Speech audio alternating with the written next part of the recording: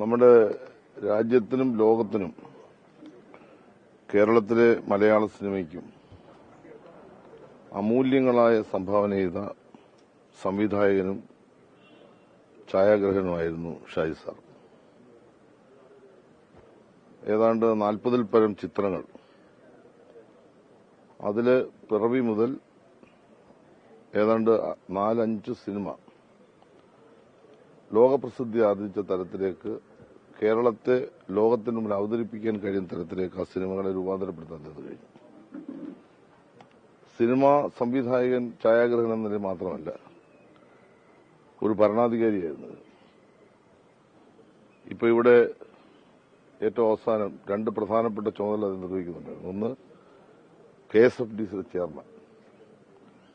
4 വർഷം അദ്ദേഹത്തോടൊപ്പം പ്രവർത്തിച്ച ആളെന്ന നിലയിൽ KSFDCയെ ഇന്ന് ഈ നിലയിലേക്ക് മാറ്റുന്ന വലിയൊരു പങ്കാണ് അത് നിർവഹിച്ചത്. നിലവിലുള്ള തിയേറ്ററുകളെല്ലാം നവീകരിച്ചു, ആധുനീകരിച്ചു. പുതിയ ധാരാളം തിയേറ്ററുകൾ, 150 കോടിയുടെ ചിത്രാഞ്ജലി സ്റ്റുഡിയോ, അതിന്റെ നവീകരണം, അതിൽ ആദ്യഘട്ടം പൂർത്തീകരിക്കുകയാണ്. KSFDC അതുവഴി സിനിമയ്ക്ക് ഉണ്ടാകേണ്ട വളർച്ച എന്തെല്ലാമാണെന്ന് കൃത്യമായി വിലയിരുത്തിയ ഒരു അഡ്മിനിസ്ട്രേറ്ററായിരുന്നു. അതിന്റെ ഒരു ഉദാഹരണം, ഈ സിനിമ നിർമ്മിക്കുന്ന ഉപകരണങ്ങളുടെ ഒരു പ്രദർശനം കേരളത്തിൽ നടത്തണമെന്ന് ആവശ്യപ്പെട്ടു. ഗവൺമെന്റ് അതിന് അംഗീകാരം കൊടുത്തു.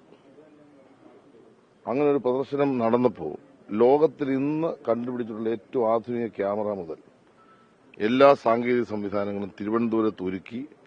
ഇന്ത്യയിൽ ഒരു സ്റ്റേറ്റിൽ നടന്നിട്ടില്ല. ഒരുക്കിയെന്ന് മാത്രമല്ല, നമ്മുടെ ചലച്ചിത്ര മേഖലയിലെ എല്ലാ ആളുകൾക്കും വലിയ തരത്തിൽ പഠിക്കാനും മനസ്സിലാക്കാനും കഴിയുന്ന ഒരു പ്രദർശനമായിരുന്നു.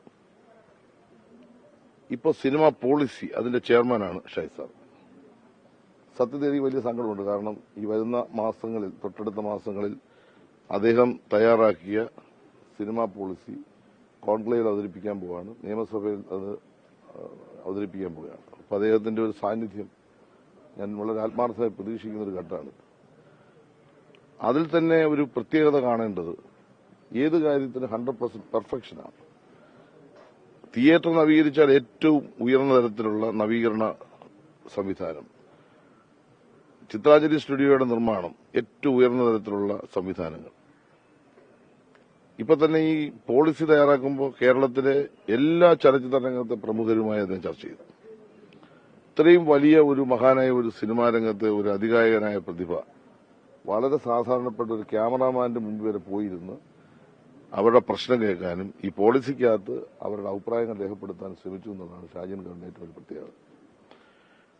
അദ്ദേഹത്തെ സംബന്ധിച്ച് ഒരു ആത്മസമ്മേളനത്തിന്റെയും ഒരു മികച്ച വ്യക്തിത്വമായിരുന്നു. എപ്പോഴും ചിരിച്ചുകൊണ്ടാണ് കാര്യങ്ങൾ അവതരിപ്പിക്കുന്നത്. ഒരു വൈരാഗ്യ ബുദ്ധിയോടുകൂടി ഇന്നുവരെ കണ്ടിട്ടില്ല. ഒരു സ്വാത്വികനായിരുന്നു, ഒരു പരമസ്വാത്വികനായിരുന്നു. 73 വർഷം അദ്ദേഹം ജീവിച്ചു എന്നുള്ള വസ്തുതയാണെങ്കിലും കുറെ കാലം കൂടി അദ്ദേഹം ജീവിച്ച് മലയാള സിനിമയ്ക്കും മലയാളത്തിന്റെ സാംസ്കാരിക മേഖലയ്ക്കും ഒരുപാട് സംഭാവന ചെയ്യാമായിരുന്നു.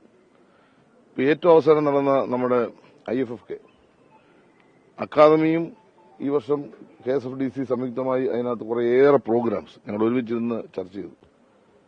അടൂർ ഗോപാലകൃഷ്ണൻ സാറും കമലും അതുപോലെ തന്നെ ഷാജി സാർ, ഞങ്ങളെല്ലാവരും കൂടി ഇരുന്ന് ഡിസ്കസ് ചെയ്ത് കുറെ പുതിയ തലത്തിലേക്ക് ഈ പ്രശ്നത്തെ IFFK മാറ്റി. ഇപ്പൊ ഏത് കാര്യത്തിലും ഒരു ഷാജി സാറിന്റെ ടച്ചുണ്ട്. ഷാജിയൻകാരുടെ ടച്ചില്ലാത്ത ഒരു കാര്യവും മലയാള സിനിമയ്ക്കകത്ത് കഴിഞ്ഞ 4 വർഷക്കാലം സംഭവിച്ചിട്ടില്ല. എല്ലാ കാര്യത്തിലും ടച്ചുണ്ട്. പിന്നെ ഏത് കാര്യത്തിലും വളരെ മികവോടുകൂടി പ്രശ്നങ്ങളുണ്ടായാൽ അത് പരിഹരിക്കാനുള്ള ഒരു ഇടപെടി. ഇപ്പോൾ ഒരുപാട് പ്രശ്നങ്ങൾ, ക്രൈസിസുകൾ ഈ സിനിമാ രംഗത്ത് ഈ അടുത്ത സമയത്ത് പോകുന്നു. ആ സമയത്തൊക്കെ അദ്ദേഹത്തിന്റെ വാക്കുകളും അഭിപ്രായങ്ങളും സർക്കാർ കേൾക്കുകയും ആ വാക്കുകളും അഭിപ്രായങ്ങൾക്കും വലിയ പ്രാധാന്യം കൊടുക്കുകയും ചെയ്തു. എല്ലാവരെയും കൂട്ടി യോജിപ്പിച്ചു കൊണ്ടുപോകാനും സിനിമയെ നല്ലൊരു ഇൻഡസ്ട്രിയാക്കി ഡെവലപ്പ് ചെയ്യാനും വലിയൊരു പങ്കാണ് ഷാജി സാർ നിർവഹിച്ചത്. മലയാള ചലച്ചിത്ര ലോകത്തും ഇന്ത്യൻ ചലച്ചിത്ര ലോകത്തിനും തീരാ നഷ്ടം, ഒരു സംശയം വേണ്ട.